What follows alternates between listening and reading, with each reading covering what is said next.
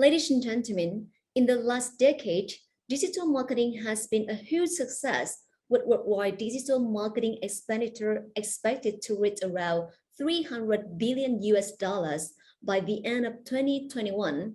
The question here is, how can corporations utilize the emerging tech trends during their digitalization? The panelists across APEC will dive deep into this matter, and please join me in welcoming our panelists and moderator from Hakuhodo Digital Vietnam, Insider, Afro, and Haravan.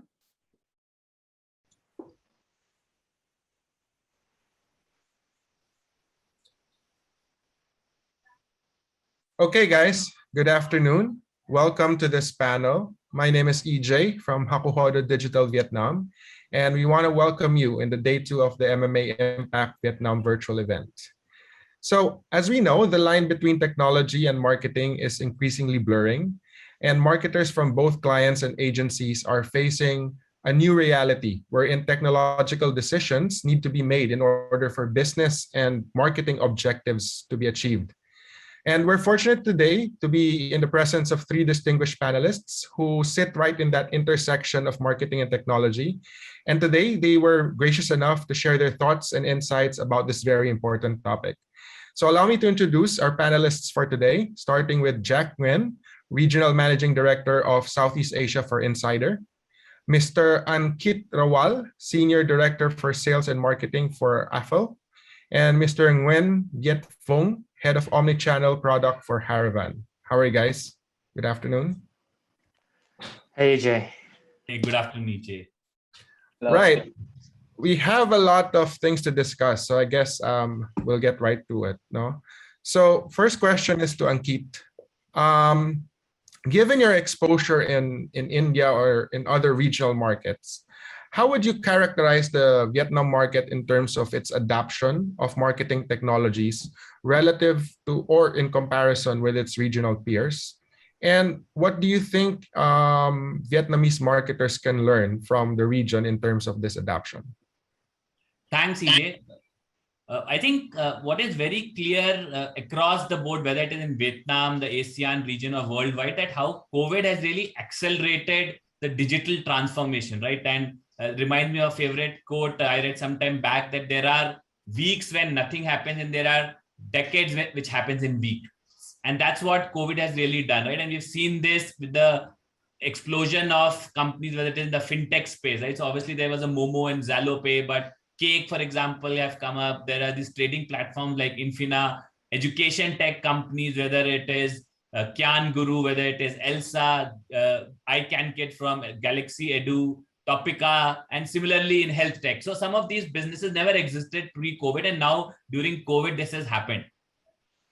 One of the other things I'm also learning from my team and partners, because we do a lot of work in Vietnam, is that government really is working hard to see how do we produce many more unicorns in Vietnam. In fact, if I'm not wrong, my team was sharing that they've got plan to get 10 unicorns by 2030. The Ministry of Planning and Investment is very trying to get as many companies to adopt the Industry 4.0, right? Because Vietnam is a manufacturing hub. Or similarly improve its ranking in the Global Innovation Index. I think it stands in 42 and it wants to be in top 30 in the next few years. So that is very exciting times for Vietnam, and we as an organization which is headquartered in Singapore but do a lot of business in Vietnam in the larger ASEAN region is very bullish about the country and investing a lot in terms of people and technologies, etc.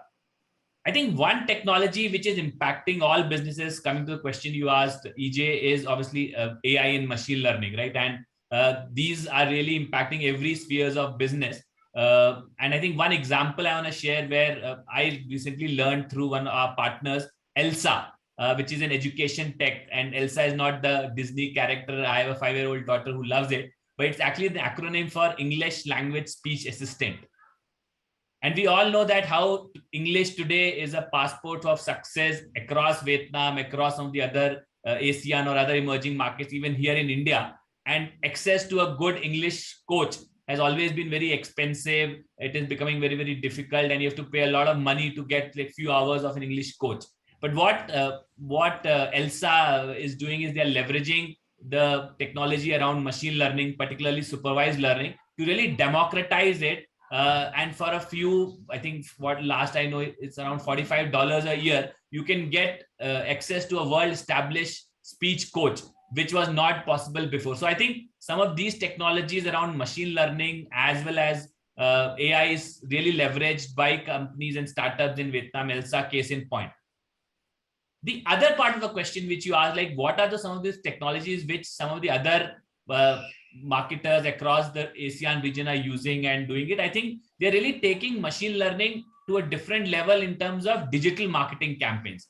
So whether it is discovering new customer segments, is it doing personalized recommendations and campaign optimization, or even channel optimization, which is whether to target a user through social media or say first party data or own media, is where I see some of the ways some of these startups are doing it. Let me give you 3 concrete examples of what I mentioned, right? So let's take Grab, the whole ride hailing, now food delivery, as well as fintech company in the headquartered in Singapore. They are really using machine learning to stumble upon newer segments.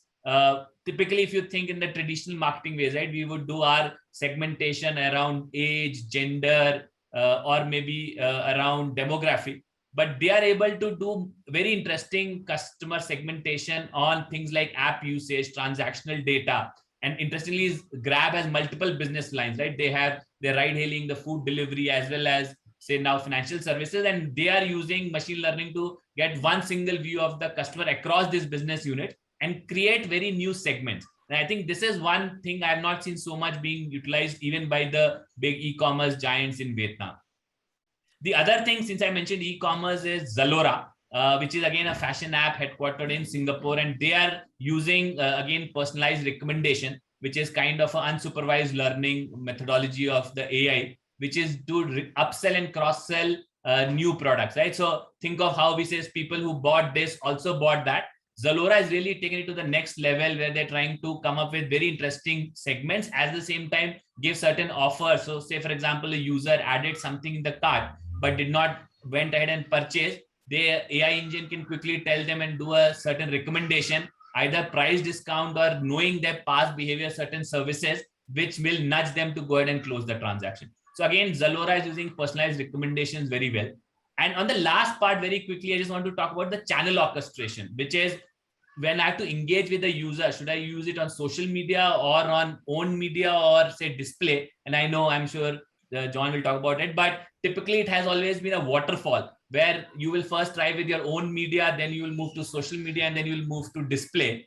But like example, again, Zivame, which is a big lingerie brand here in India and one of our customers, really are using machine learning algorithms to do this channel orchestration very well. So say, for example, a user A, say, let me call her, say, Mary, she engages more on her Instagram. So when I have to engage, I will use Instagram as the first page, versus say Sophia, she is more active on YouTube, and maybe we'll show the ad first on YouTube. And then there is someone who's more open to send, get emails or get a push notification. So each user, you are able to orchestrate a whole journey from awareness to actual sale to different channels. And again, talking about scale, right? We're trying to target hundreds and thousands of such customers. Again, it is not rule-based, it is all machine learning ways. So I think these are some of the ways where companies are really using AI and machine learning to a next level, whether it is discovering new customer segments, personalized recommendations, or even channel optimization, which I feel a lot of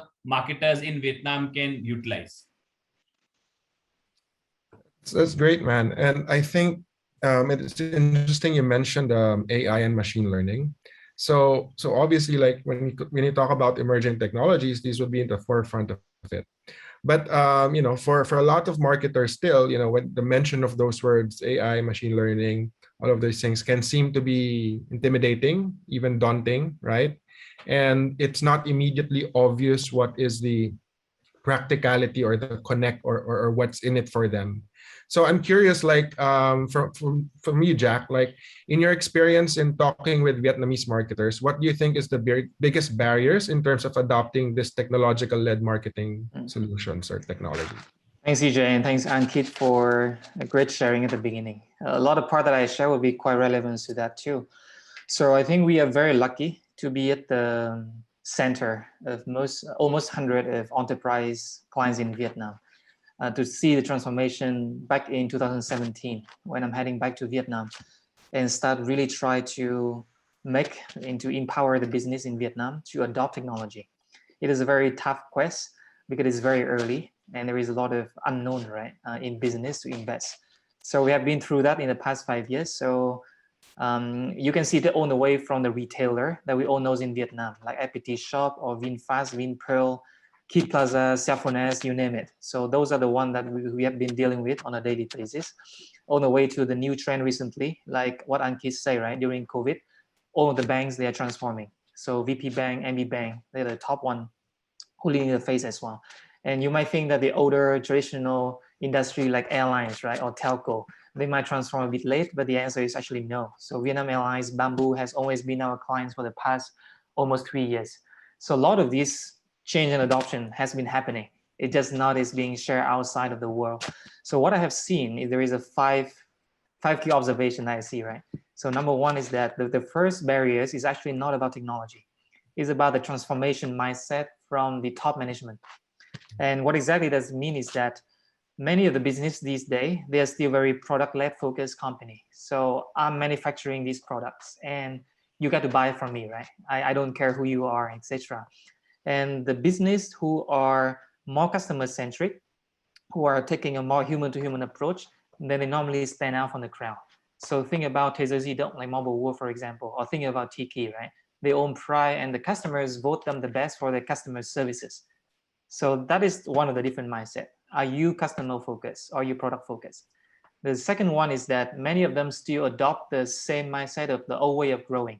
For example, if you have a 50 offline store, if you want to double your revenue, right? The easiest way is you open 2 times more store. If the next year you want to make your investor happy, right? You're just gonna triple the store.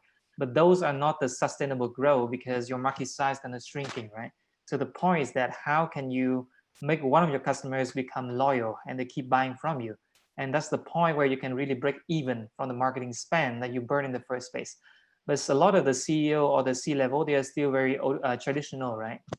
It has been like a long way for them to go until this point. And it's hard for them to adopt this new kind of mindset changes that require a lot of technology investment. That's the scary part. Now, assuming, let's say 10 of them, right? 5 of them decided that, okay, I'm going to change my mindset. Now I'm going to invest in technology. They come to the second challenge is that it become like a technology buffet. You know, you go to Google, you say, oh, I want to do this and that. And they see like 1,000 of technology. And joke aside, if you Google marketing technology, you get the map of 5,000 technology. Yes. No joke. So they're going to be confused. And most of that lead to a problem because I worked from Zalora before, Ankit. So I was the one who's sourcing the technology for Rocket Internet. So I personally vet through all the technology myself. And the challenge is that there is a term in technology investment, they call it technical debt, meaning that if you don't have a long-term view of the investment in technology, you will likely buy A, B, C, and D today without knowing the consequences in 3 years from now. And then in 3 years, you say, oh, I want to combine, I want to change because this is my new plan. Then unfortunately, whatever A, B, and C you do, you got to break it and you got to start again from scratch. So that's why it created a new trend of the role of CIO, CTO, or digital transformation is very important because they are the one going to define the next 3 years of technology investment. Without that, brand just going to buy without knowing what they need to buy next, or they buy the same similar thing without knowing, you know. So that is the second challenges. And third one, out of the 5, right? So let's say you have 2 that they get to the stage where they, okay, I'm going to buy the solution, and this is a solution I'm going to buy. Then normally what we see after working with 100 brands is that first, their team, right? Their lack of the best practices. They don't know how to start. Okay, I have a technology, but it's like a blank paper. So step by step, where do I start? And then from the boss, right? The boss gonna say, hey man, I already invest like 1 billion or 2 billion Vietnam dong in this technology. So what do you get back for me? And then they don't see anything. So they start losing the trust. So we have a concept called the time to life, meaning that how much time does it take for insider, for example, to get the clients to go live with the technology? because long gone the day where you say, oh, I'm going to take 3 months, I'm going to take 6 months to see something. Brand doesn't have this time this day because COVID hit them hard. They don't have enough money. So it better be like 1 month or even like 2 weeks. So that's why we got to make it so fast. For insiders, take like 2 weeks for you to really go live with something like automations, personalization, etc. The fourth point is the challenges of technology ownership, because many of the time they buy the technology, right? And then let's say there is a 10 feature, and then they think it's very sexy when they buy, but in reality, they only use 2. And then the boss similar going to ask, hey, I pay you for an iPhone price, and now you're using it like a Nokia. Like, then why should I invest like that at the beginning, right? So it comes from the partners, the technology partners. Do you really invest in your partners to train them, to make them adopt it? So for example, the insider, right? We track the usages of each of the client. If they don't really use it, we're gonna make sure we are like a teacher, right? Like, hey, you're a best student. You got to use it. Use it until the point of you break the platform, you know? And last point is like Ankit, what he's sharing is that there is a lack of resources because during COVID, company need to let go people, right? So they're not going to have a big team, but they need to produce output for their business. So how can they adopt something that can lessen their time spent? So that's when the role of AI and machine learning comes in. So actually one of our aim is to decentralize those complicated terms so that even company, when they have one person doing marketing, like one IT person, they can also do AI machine learning. If you need like a 10 team member, 15 team member doing data engineer, data science, then it's going to cost you like a lot of money, right? Before you can get it. So that's why we produce like the recommendation engine, the machine learning for the audience, like what Anki shared, so that any retailer, they can just go live between 2 weeks and they can really get the technology live on their platform. Recommendation engine, you name it, like predict if you're going to buy, if you don't buy, if you're going to churn, what kind of color you like, etc. Brand have that in their fingertip. There's no need for like complicated machine learning. So that's for me the 5 biggest areas of adoption, if you ask me. Yeah. That's a very well summarized set of insights. No, I think you fully encapsulated like the barriers like for each stage. You mentioned something about like just the diversity of choice. Like it's like 5,000 martech platforms in the world. Like how do you even begin? Now, during like COVID and like post-COVID, one of the things that sort of like drove marketers to like really explore technology is like the need to pivot or to invest in e-commerce. So for Fong, my curiosity is like you've spoken to a lot of e-commerce marketers and brands in Vietnam about e-commerce, and you've helped them from the very beginning. So I'm curious, what advice do you give in terms of like where do they begin? Like how do you even start? Yeah. There's a lot of things around it, but the first thing I usually say to Haravan customer is like you need to start now, and you need to start very lean. So don't look at the like case studies like and try to do everything because it has to happen a long time with a very big team. So you need to have something to get on very fast and then improve iteratively from it. And there are 2 ways. Usually there are 2 ways to 2 stacks to go online. The first one is it depends on your product and channel strategy. So if your product is like kind of commodities, you can go to the online marketplace and you can go for pricing strategy. And the pros is you have the very high traffic, so you can test your pricing. So the product is not a concern, the traffic is not a concern, and then you just testing the traffic. The second one, the second stack is social media plus the branded website. So this is where things get interesting, because you build a brand, you build a long-term brand, you build a very not high margin, but like differentiated margin, differentiated product, and you own your channel, you own your customer. So this is where the offline brands tend to go into. But but to set up and launch a website and set up all the media channel, they need to have a lot of like research and work to set all things up.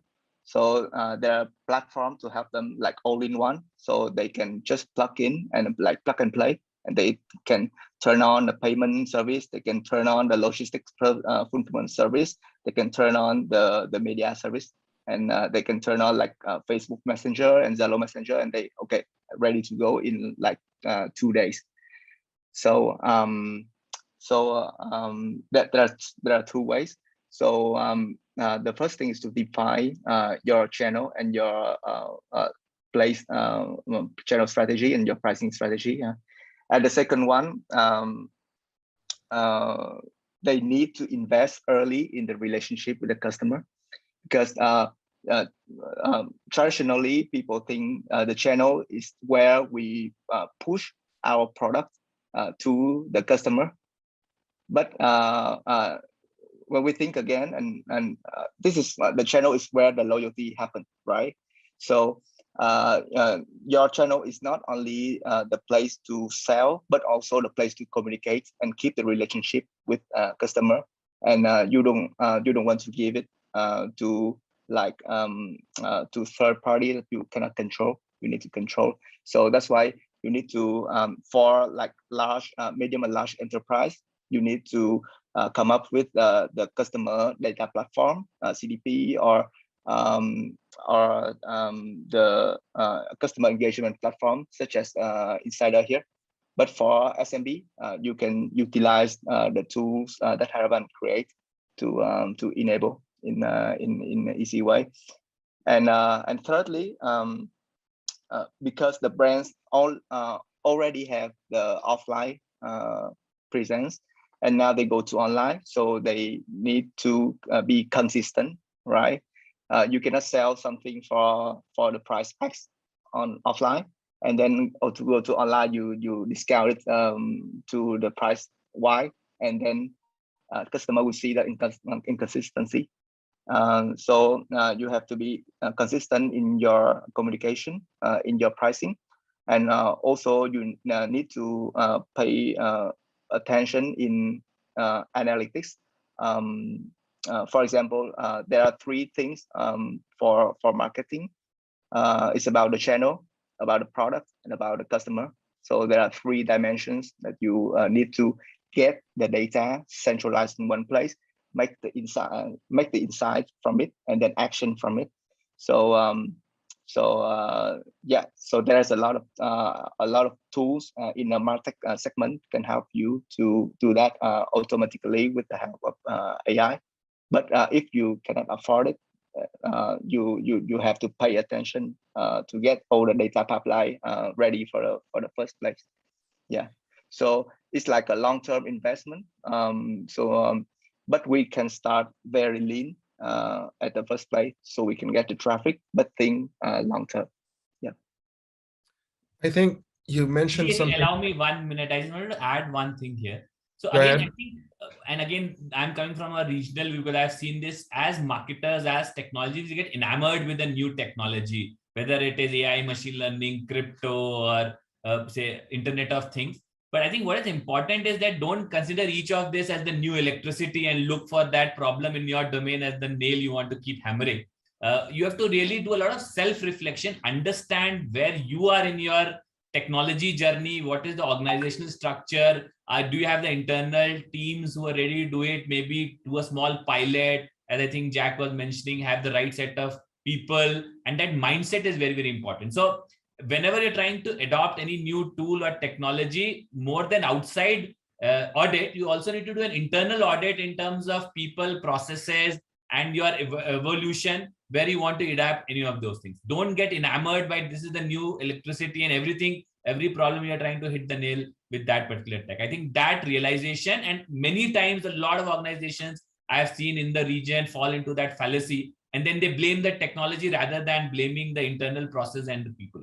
So someone as a brand sponsor who understands both internal as external technology is very important to drive any kind of these long-term valuable changes. I think you know, all three of you mentioned the word mindset, right? So for Fong, he mentioned, like, you have to start now. So it's like a mindset shift. Ankit and also Jack also mentioned about mindset. And I think, like, I want to go back to that aspect because I think that is sort of like the genesis of like any successful transformation initiative, right? The mindset. And so my question is, like, how do you sort of, in your experience, how do you deploy the right mindset? What's how do you break that, wrong mindset and allow them to sort of like be in the right mindset, right? Because people will be in different mindsets, and in order for them to be your clients, you have to be able to move them to this right mindset and see things a certain way. So, like, what are your experiences in those? Like, how do you change their mindsets? Anyone want to answer that? I can take the first part. So Mhm. what we normally see is that I'm sure you guys are familiar with the bell curve, right? It's like Mhm. that. And then it applies for any kind of new technology or even iPhone. That when there is an iPhone 13 launch, right? Even though there is nothing changed technically in the phone, but you still see like the top 10% of the most iPhone lover, right? They still make the queue in the lines to make the Mhm. purchase. So for technology, the same way. So there's only the top 10%. They are the most innovative, and normally they are the top organization anyway in retails, in airlines, in telco. So those one, they will always make the changes and drive the industry forward in terms of adopting Haravan, Insider, whatever. So they're going to be the one going first. So the key is that for the lagger, the rest of it, then first you need to package those successful cases and make sure that you break it down into the patterns and the step by step, so that the others, they are motivated to make the changes. Because there's always a three-step, right? That why change, like why now, and then why using Insider or Haravan. That's the latest step. That's the easy step. But the two tough part is why change and why change now, right? So for why change, then they should be motivated by similar competitors in a way in the industry to change. And that's how the top C level, they normally look at things, right? And the second is that, like a consultant they normally do, is we need to quantify the impact of the changes. Okay, I think I was going to take risks, but then how much is the investment cost, and how much I'm going to get back in return, right? So we owe them the way to quantify the impact that of their current problems. So if you say that I'm losing my customers, then how much am I losing?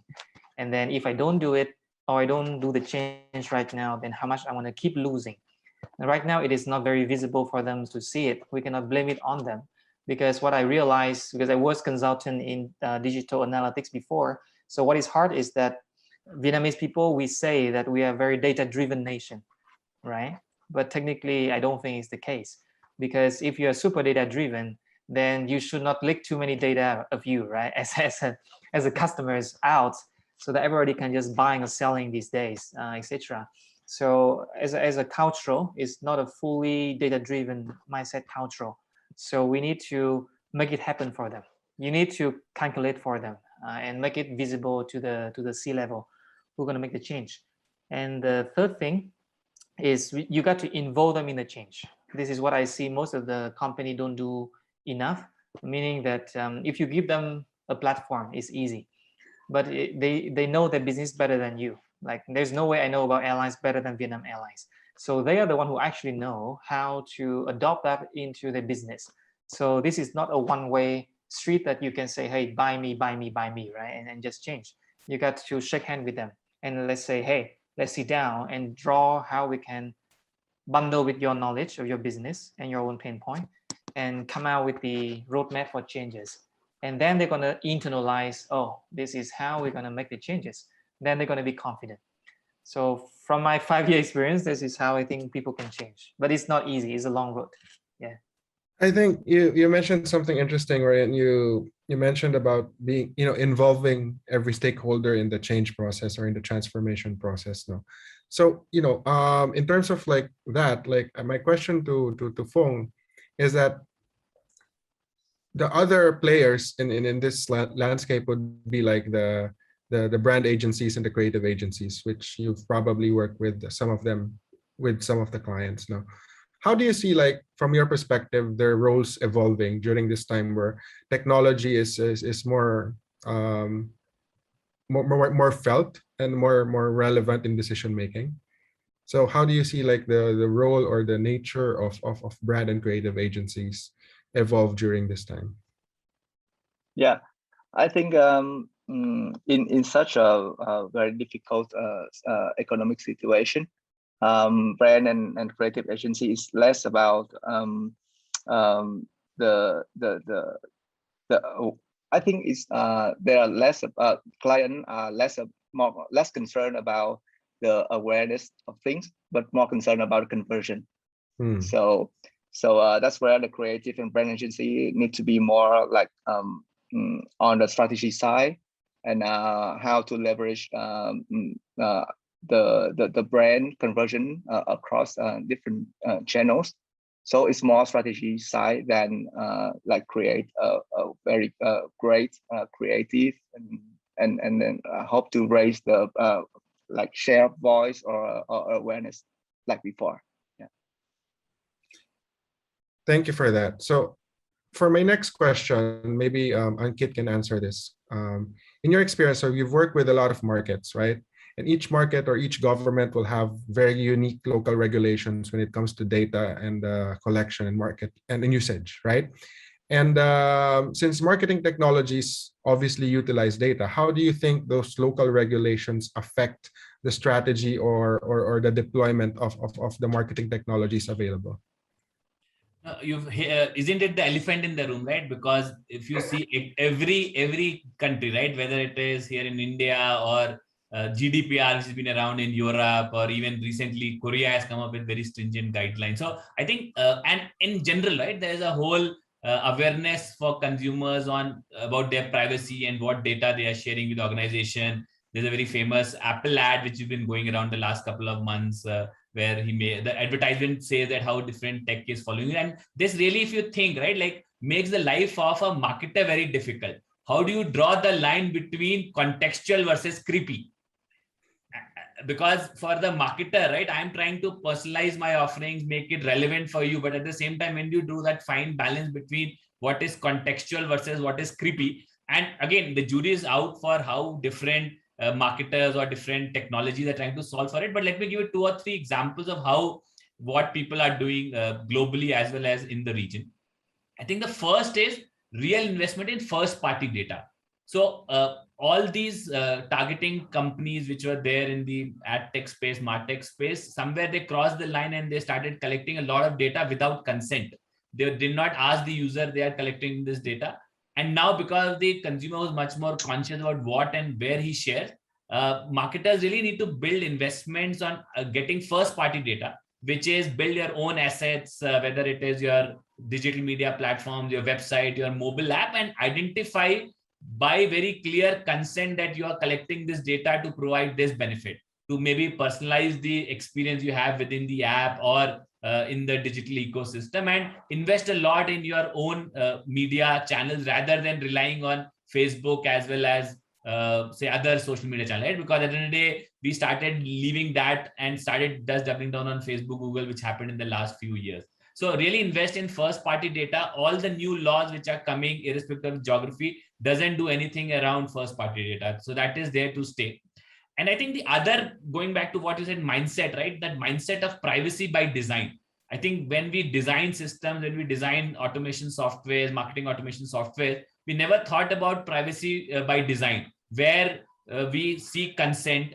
If there is a use case when the user wants to have a right to forget, we should have built those systems. There is a very clear audit process where someone in the ecosystem can verify that why is this data being collected? Is it being really used for relevant reasons or for nefarious reasons, so that there is a third party control which can play that audit. So some of these privacy by design, right to forget, holding the technology infrastructure to accommodate the new conscious privacy user, are very, very important, and always keep communicating, right? I think you never die by over communication. So keep communicating to the consumer that how and why this data is being collected and how it is being used to the benefit of the consumer. I think these are some of the ways some of the brands globally as well as in the region are navigating the new conscious consumer.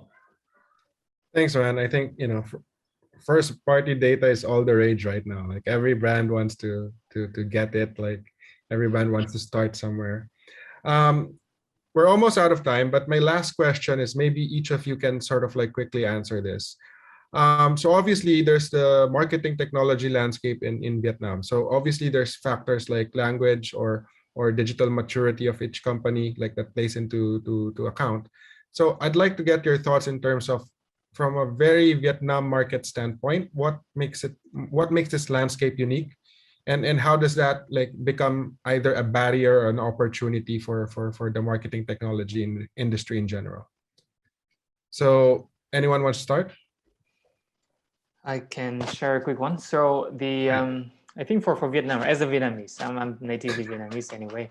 So the first one I think is a challenge, but also opportunity. Is the balance between a mindset of short term and long term.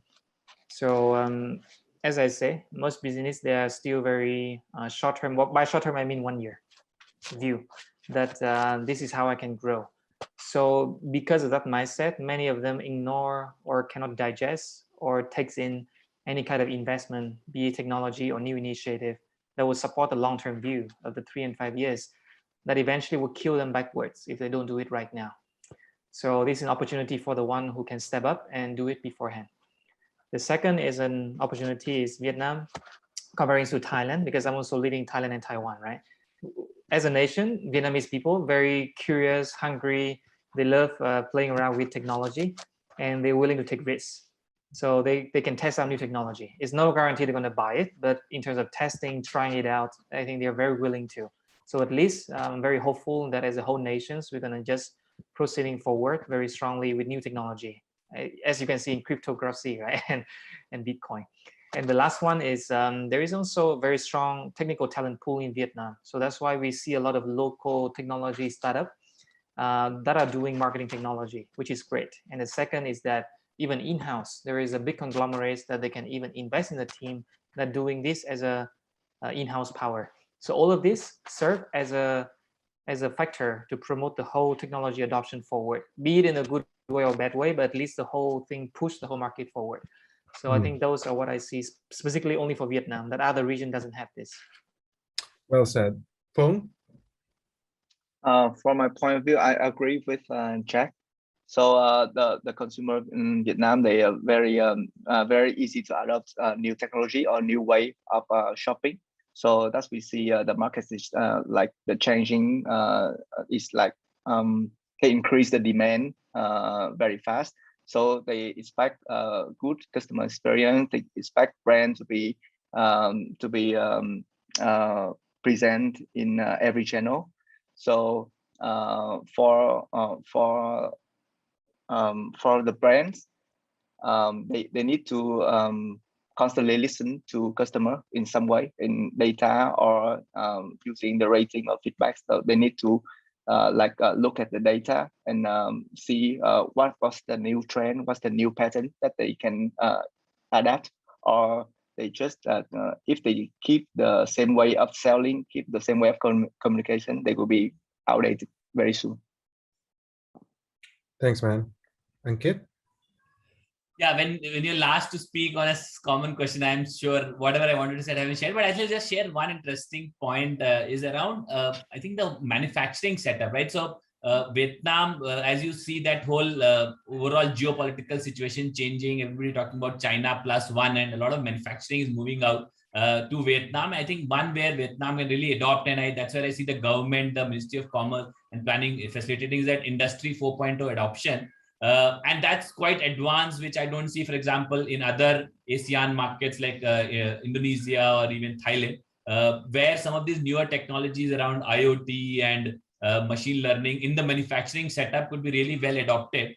And you can then build digital brands. So like, for example, if I zoom out and see in US and China, there are a lot of these D2C brand, direct to customers. You are really appending the traditional FMCG distribution or CPG distribution with coming up brands which are only digital native. And I think that is where Vietnamese, and as Jack and Fu mentioned, that user adoption is much higher. Adoption to these new digital brands will be much higher, leveraging all the new cutting edge technologies. And the government is really supporting you to adopt some of these. I think these are very interesting times that's way for Vietnam as consumers. Thank you. So very well said. So I guess like to wrap up, thank you for your insights and your thoughts. And I think like if there's one thing that the viewers today can pick up from this session, is that you have to start now, right? You have to begin, and that is the mindset that will succeed in the future. There is no like magical 1 or 2 or 3 platforms that will solve all your problems, or 1 or 2 technologies that will be the magic pill for all your business problems. But it's starting that journey, that transformation of the business with the use of technology. That's more important than actually like figuring out what's the right thing for you right now, because you have to explore. It's a journey, right? It's a dynamic thing. Okay, so once again, thank you very much, Jack, Ankit, and Fong for joining us today. It was a pleasure talking to you, and thank you for our viewers for joining. Bye. Thank you, everyone. Bye. Bye-bye. Thank you. Bye.